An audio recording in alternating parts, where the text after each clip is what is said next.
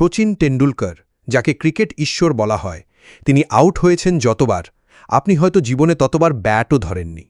কিন্তু তিনিই হয়েছেন বিশ্ব ক্রিকেটের এক নক্ষত্র, কারণ তিনি হার মানেননি। তাই প্রশ্ন নয়, অনুপ্রেরণা খুঁজুন।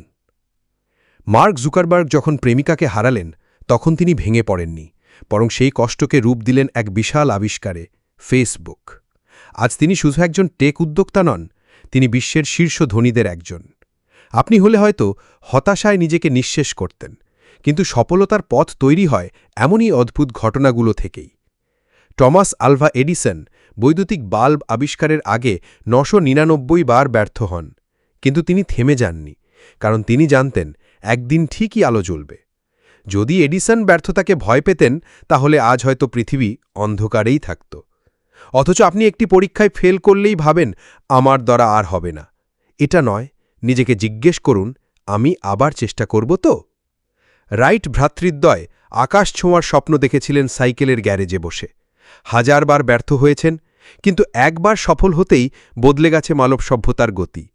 আকাশে উড়ছে বিমান, উড়ছে মানুষের ইচ্ছাশক্তি, কারণ তারা হার মানেননি। আপনি হয়তো এখনও ভালো করে আকাশে পাখির ওড়া দেখাও হয়ে ওঠেনি, কিন্তু তাও দোষ পাখির নয়, দোষ আপনার ইচ্ছার অভাবে। জীবন কোনো সরল রেখা নয়, এখানে উত্থান আছে, পতন আছে।